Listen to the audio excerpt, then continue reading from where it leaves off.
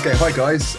Welcome to another episode in our sort of recently launched blog videos type episodes. By way of introduction, if you don't know me already, I'm Sai, the Chief Growth Officer at Woven, and the other guy on the call. So I'm Daniel. I'm Head of Digital Strategy at Woven. And really excited to have Daniel, doing this today.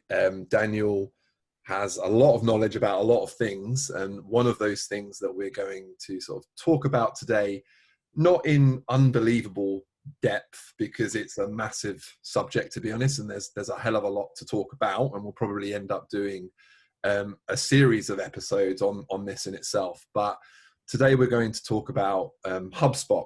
A bit about inbound marketing, and we're going to focus a little bit about what those things are, how it can benefit your business, and then a few of the sort of specific tools within HubSpot that we're going to sort of double down on and focus on and let you know more information about. So, Daniel, thanks for joining us. And in essence, can you sort of summarize what actually is HubSpot? Yeah, so I mean, a lot of the kind of clients and stuff that we work with ask that question. There's quite a lot of people out there that have heard of HubSpot in one sense or another, and they're not really fully aware of exactly what it is. So HubSpot describes itself as a growth stack kind of piece of software. So the idea in that is that there's various packages and tools that you can buy or you can add on at any time. So you can start off using it in one area of the business, and then later on further down the line you can purchase another element of the tool. But essentially it's a marketing, sales and customer service management and automation software tool that all kind of works centrally from one CRM. So the CRM bit is actually free. That's the HubSpot like to give you various bits of kit and various bits of functionality for free, because they're aware that some businesses, want to kind of have like to take it step by step in implementing that. So they give you kind of a starter package for free, and then the idea is that then really quickly you see the value that brings. And then you can then sort out investment and you can implement it other areas. So, but it all works from this one central CRM. So the idea is that all of your marketing team, your sales team, and your after sales teams all have access to the same customer data that's all stored in the same place. Great. And I guess in sort of summary, how can that help businesses? And I guess how have you seen that help businesses? Yeah, so one of the big things that HubSpot are kind of really big on pushing is this idea of unifying sales and marketing teams more. So they refer to it as smarketing. Right? That's a very American kind of term. Doesn't really work. People aren't really that quick to adopt it over here. But the idea is that your marketing team can see all of the results that sales are getting. They can see the leads that marketing have generated. They can see how many of those have converted through to be sales or sales qualified leads, and vice versa. So when sales guys are interacting with leads that have come from marketing, they can see exactly all the marketing emails that customer has seen and engaged with. They can see if that customer's visited the website, what pages they've visited on that website. You can even attribute kind of leads through to ads. So if you plug in your social ad accounts and your Google ad accounts, you can actually track a lead or a customer right the way back through to where they originated from. So that might be one particular ad that you ran on LinkedIn, or it might be one particular keyword that you were targeting on Google. So it's all about kind of each department sharing the knowledge that they have. So, one of the kind of really quick tactics that's quite simple to implement that HubSpot talk about is, if you're a salesperson and you are picking up the phone to contact a lead, you can see, oh, well, they received this marketing email and they engaged with it and they read this piece of content. So I know that when I speak to them on the phone, if I can reference that piece of content, or I can tailor my sales pitch around that particular product or that item, that I know that that customer is interested in, then that's obviously going to improve my sales pitch with that person. And I think that's, obviously we've worked on quite a few projects, haven't we? And you've led those projects around sort of onboarding our clients onto HubSpot. And I think one thing that really has blown my mind with HubSpot, and I've worked with quite a few CRMs in terms of Salesforce, Microsoft Dynamics, and a whole bunch of others. And whilst they can be really powerful, they often come at a massive price, frankly, and the level of customization is often difficult and expensive, and particularly with the sort of, I guess, the nuances in any business in terms of how they have their data set up and what their processes are. Mm-hmm. Often the reality of an installment of a CRM is massively under par what the sale and the aspiration was for that. And I guess when I started at Woven in February, and I, obviously heard that Woven are a HubSpot Gold partner, and it really made me delve into wanting to understand more about HubSpot specifically, and we can talk about HubSpot Academy and all that kind of stuff. But what again did blow my mind in that sense was how genuinely easy and simple it is to use HubSpot as an operator, as a marketeer or a salesperson. And it feels like, to me, in my sort of novice type experience of it, is it's not only the usability of it is well thought out, but it's the visibility of the data within it. Like you say, it's being able to activate sort of relevant, targeted content really, really simply by people that aren't tech. They're not necessarily, they're not tech heavy. They're not tech experts. And is that kind of fair to say that? Yeah, definitely. I mean, from a user point of view, obviously, one of the tasks that we do as part of the onboarding process is training. So when you've got a sales team that are going to be coming on board and using HubSpot as part of their day-to-day kind of role, it sounds like a massive challenge, and it is a big challenge, if you've got teams of 50, 60 people to try and train those people and get them essentially working in a totally different way. But that's the kind of the initial challenge. And then really quickly, when you actually start to show these people around the tool, they're like, oh, it's really easy to use. Oh, it's really simple. It's really obvious. If I want to do something, typically in HubSpot, there's a big orange button somewhere on the screen that enables me to do it. And even just going forward, so, when we do onboarding and we implement things and we do all these workshops and we plan out the whole kind of comms journey and we train all these people and get them, get all the sales teams using it every day, it doesn't just stop there. So the other thing, and I've just been doing this actually this morning, with a form, for example, typically with a website and a CMS form, you have to go to a developer, you have to get this form changed or get, a button moved or the color of a button or something changed. With HubSpot, anyone really could go in and do that in HubSpot. It's so simple and it's so safe as well. So all the different user permissions and stuff that you have, I've worked with teams of salespeople before and they've said, oh, I'm a bit worried that I might break it or I might delete everything.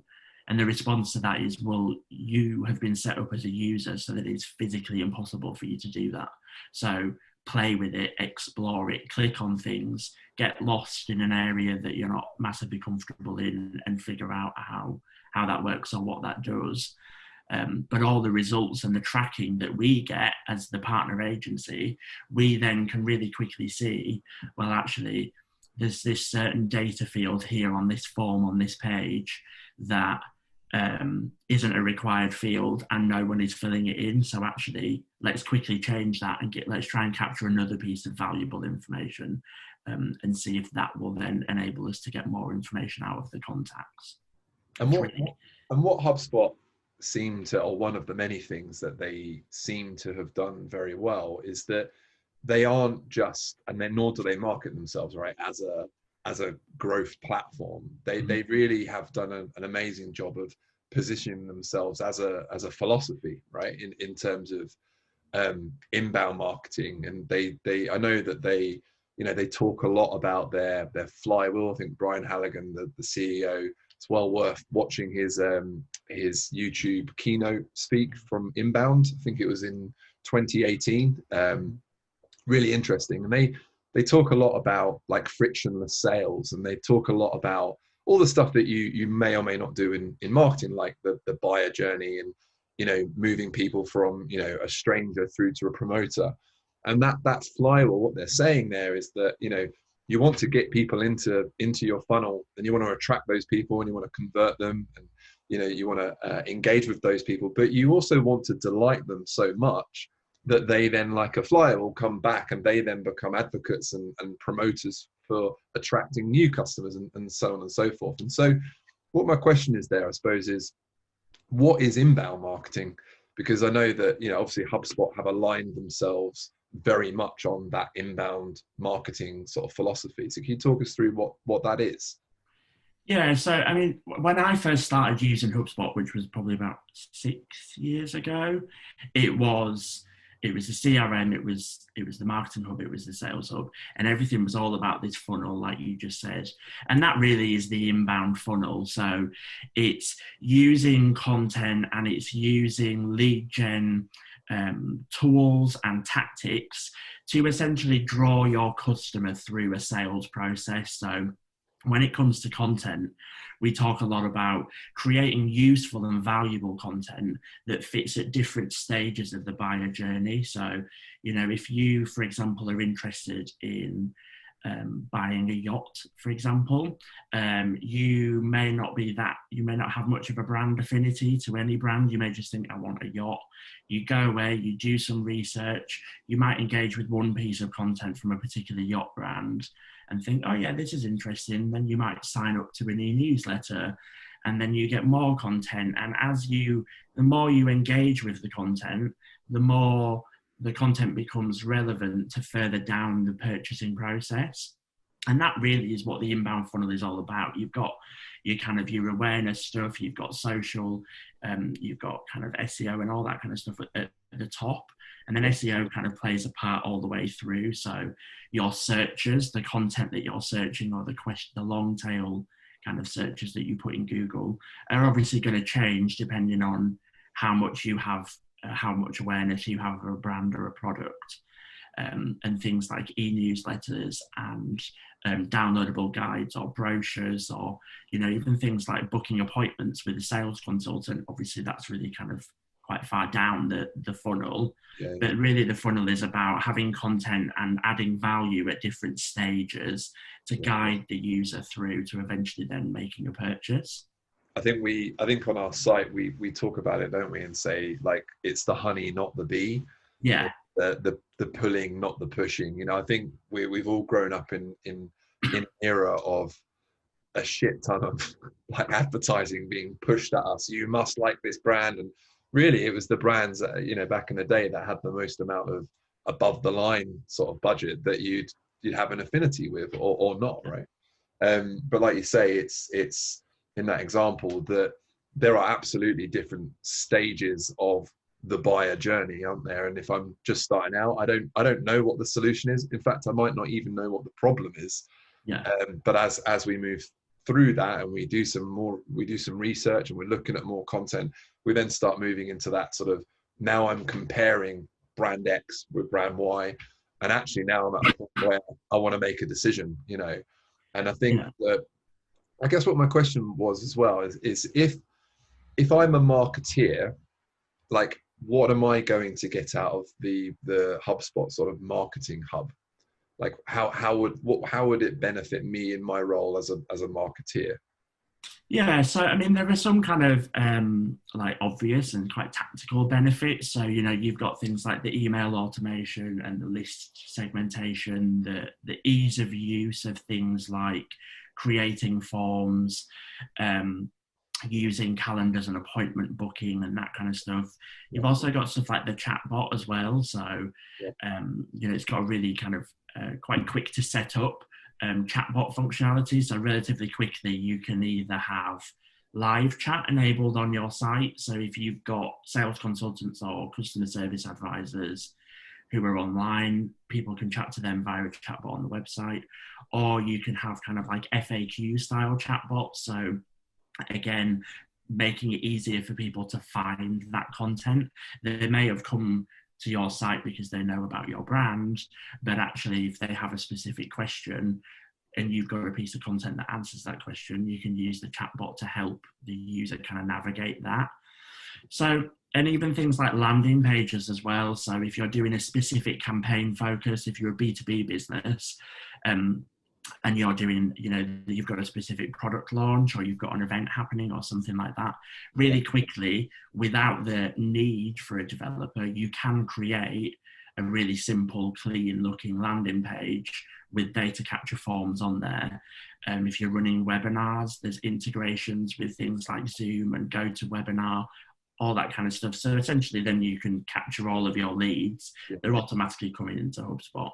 The HubSpot tracking across your site will automatically capture any form submissions. Right. So that is like, within an hour, if you implement that tracking, you can be capturing all your leads automatically in HubSpot and then tracking them from then onwards. So tracking the pages that they visit, the content that they engage with. But then really that's kind of the obvious ones, but actually from experience, once you've got them set up and that's implemented and running, then comes the exciting bit, which is all the reporting and the metrics. And, you've been able to attribute leads generated to a specific message or a specific piece of content, being able to see in one tool, essentially information that you might get from LinkedIn Insights, Facebook ads, Google Analytics and Moz, for example. You will be able to find all of that really top level information in one dashboard in HubSpot. So you can really quickly see what's working and what's not working, and then make, a strategic decision and implement something to maximize the results that you're getting. And then moving across, so you've got the leads, the marketeers has sort of nurtured them, I guessing from, into marketing qualified lead, into sales qualified lead. How then can the sales teams kind of pick up on that and use the sales hub to advance that sale? Yeah, so that handoff process in itself is automated, and you can set all the different parameters for that automation. So some of the clients that we've worked with before, it's been quite a manual process of, a marketing manager or someone in the marketing team saying, oh yeah, this guy seems like kind of pretty interested. Yeah. Here's his email address or phone number. Why don't you give him a ring? HubSpot can automate that, and we can set all the different definitions of that. So that in itself, for some people, saves a ton of man hours. Yeah. And then you've got things like sequences. So whereas with the marketing emails, we automate those, and they can be triggered by someone submitting a form, or you can go in and do like an ad hoc kind of weekly newsletter if that's what you want to do. The same then can apply for a salesperson or a sales consultant. So they can create a series of written emails that look as if they are written by them. They're not, designed with big header images and all that kind of stuff. And you can drop people into that sequence. So, if you have a meeting or you meet someone at an event, when you get back to your computer, or even actually on the app on your phone, you can add that lead that you've just met at an event and add them into a sequence. And HubSpot will then automatically send them some follow-up emails. And you can kind of write all of those yourself. They can be totally bespoke, and you can even test those as well. So you can do A and B testing and say, if I put, test a subject heading, or, test a tone of voice, if I'm really chatty and friendly, does that work better than being, a bit more professional? And then you've got things like the deals and the forecasting and the deals kind of pipelines. So you can have multiple pipelines. You can create a product library if your business has a set kind of 20 products. and you can create deals and automate that as well. So HubSpot can remind you, you know, this deal has been sitting at this deal stage for a week and you've not contacted the person, and it can prompt salespeople, and it enables sales consultants and sales teams to concentrate on the hottest leads.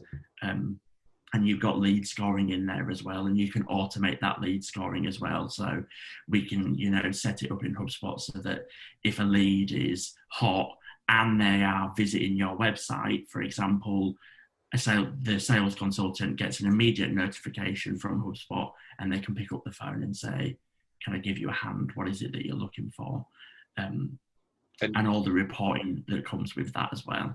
Because I mean, for everyone's benefit, we as a HubSpot Gold partner, you know, we do practice what we preach, and we do use HubSpot for our marketing and sales areas of the business, and it works incredibly well. And I think one of the key things for bigger businesses with bigger sales teams is, like you say, it's the customization ability of reporting. So, you know, you can see what is our pipeline, or what is our pipelines. If you have multiple deals, we might have, from our benefit, or from our side of things, we have existing business, we have new business, you know, and various different people work on within those deals boards. But if you had multiple sales people or multiple sales teams, you can then have a view on this salesperson versus this salesperson, and how much have they closed, and how much is in their pipeline. And I think that's like massively powerful, right?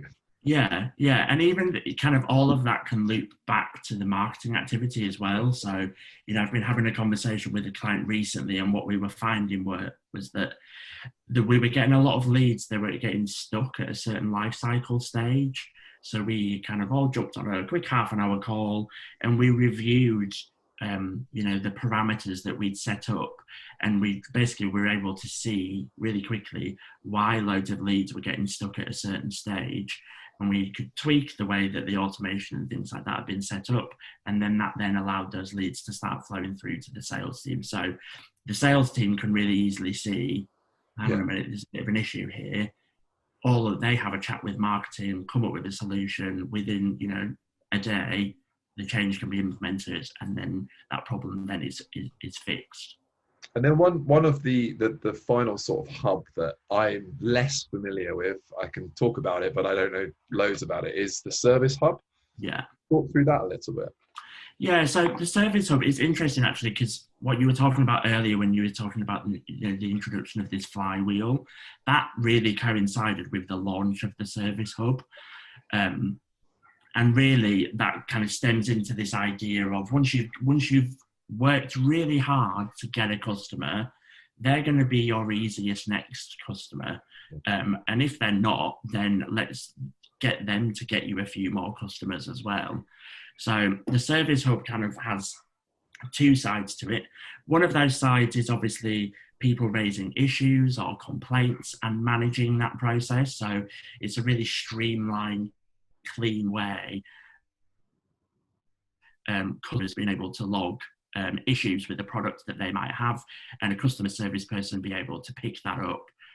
Because it's all linked to the one CRM, the customer service person actually can see the whole journey of that customer. So they can see all of the marketing things that they've engaged with, you can see all of the, you know, who was their sales consultant, how long did it take for them to become a customer, what did they buy, all of the different full spec of that. So that's really one side of it. And then the other side of it then is about getting those customers, once they become customers, automating things like product reviews or friends and family discount campaigns that you might run, and also then remarketing back to them. So one of the clients that we work with, we do quite a clever kind of campaign where if you purchase a product, we know that the life cycle, the kind of the lifespan of that product is about 60 days. So if you haven't repurchased within 70 days, then we know then you will receive, you know, a 10% off voucher, for example, so and kind of stuff like that. So it's really powerful, isn't it? And it is that flywheel. Yeah. One of the other things I was going to ask you, and I know, and we don't need to get massively specific because it's quite complicated, but is HubSpot's ability to integrate. And I know that they have an open API and they have a marketplace. And just in your experience, there are businesses that we work with, our clients, that they want to use HubSpot, but they also have like a legacy system, perhaps, that they, for all sorts of reasons, are not willing to just yank out of the business. So how, in your experience, how does that, and how can that work, and how can they work sort of together? Yeah, so typically, if it's a well-known piece of kit that you want to integrate HubSpot with, an integration will exist already, and that's kind of, you almost kind of download that as an app. It's off the shelf, it's from the marketplace. A lot of them are built and owned by HubSpot, but also a lot of them are built and owned by HubSpot kind of dev agencies. Most of them are free. Some of them you might have to buy if it's a bit more of a niche piece of software that you want to integrate with, and there may not be an existing integration, but you then can build one, like you said, because they've got this open API. Yeah. So with things like Microsoft Dynamics, Salesforce, stuff like that, it will integrate. It even integrates with MailChimp. So if you've got a sales team that want to use HubSpot, but the marketing team is still pretty hung up on MailChimp, we can connect those two together and get them working together. Yeah. One of the kind of more the newer, more exciting, what I think is more exciting anyway, areas for integration is actually with Shopify. Yeah. So traditionally, you could say that HubSpot has been quite B2B focused. They're really kind of moving very heavily into this B2C world. And so there are kind of Shopify integrations that exist. There's also a dedicated Shopify team at HubSpot that basically have this really close, really strong relationship with Shopify. Yeah. And a lot of the updates that have come out recently with HubSpot and that are in the pipeline are Shopify related. Right. Okay. So the way that will kind of, there's a whole series of webinars as well. There's a guy called Jack who works at HubSpot, who is the Shopify kind of specialist. So if you Google Jack, Shopify, HubSpot, you'll probably find loads of blog posts and kind of content from him. But really, they're definitely moving more into this e-com B2C world with Shopify. The partnership between HubSpot and Shopify is becoming increasingly close. Yeah. That actually leads us to perhaps like the sort of final point, actually, in terms of the amount of content, useful, relevant content there is in terms of for you and I and clients to absorb and digest. It's incredible, isn't it? And they actually specify that through an onboarding process, like internal teams, they go through the HubSpot Academy and they get sort of accreditations, and you can do it on all sorts of things, can't you? Inbound marketing, inbound sales, etc. Can you chat a little bit about the HubSpot Academy? Yeah, so I mean, we do the HubSpot Academy. I've done the HubSpot Academy. To be a partner agency, you have to have X amount of people in the business that have X amount of kind of qualifications, I guess. Anyone can go and do them. You don't have to be a HubSpot customer. They're free for everyone to go and do. And they range from theory to in practice. So, learning all about inbound or learning all about marketing to, how to implement things in HubSpot, how to get set up, the first things that you need to do when you create an account. There are also ones around kind of implementation. So, if you're the HubSpot product owner in your business, there's a whole ream of training courses about how you can sell it in as a tool and a concept internally, but then also how to facilitate getting your marketing, sales and customer service teams to work closely together and to work together on implementing HubSpot as a project. Yeah. I think there's even one for IT as well, about how to keep IT in the loop. and essentially they're instructional videos on how to run those meetings, and then every one of them has a little test at the end. So some of the tests are just multiple choice questions, ticking boxes. Some of the tests are the practical ones. You have to kind of go into HubSpot and build an email, or go into HubSpot and import a list of contacts and create a workflow, for example. The knowledge hubs, so the other kind of side of that, so they're like the tests and the certificates, and you even get when you pass, they give you this little kind of button that you can click, and it will automatically add it to your LinkedIn that you've passed this qualification. But the other area of that is the knowledge hub. So if you have any question about HubSpot, the chances are if you Google how do you and your question, there will be at least 5 articles on the HubSpot website that tell you how to do that thing. It's incredible. I mean, it is, they really do practice what they preach, right? Yeah, definitely. And I mean, maybe I shouldn't say this, I'm going to say it. I use that knowledge hub all the time. Yeah. Like, I know a lot about HubSpot. I've used it for a long time, but I don't know everything about HubSpot. And my tactic is, if there's a question or someone has a question, or I'm trying to do something and I can't quite figure out how to get it to work properly, I will just go and Google, how do you do this? Yeah. And 9 times out of 10, I will find an answer. I will find an article that's step by step with screen grabs. If not, there's a help button. So there's a massive purple help button in the bottom, and that will either connect you in live chat, and you can chat to someone who works at HubSpot. You can request that they give you a call back, or you can send them an email and they'll respond via email. Like, their support is, well, it's 24/7 because it's a massive global company, but it's like, it's ridiculous. If they're, there's been a few times where I've asked them a question, and what they've just taken over my screen and just said, "Oh, well, you need to do this, this, and this," and then just fixed it for me and helped me. Like, it astonishes me as well, like how accessible the content authors and actually the executive team are. And I'm not suggesting to everyone listening to this or watching this that you go and email Brian Halligan, the CEO, but like, we have messaged him before and he has messaged back. And these guys that are, their jobs are curating content for the academy, for the knowledge hub.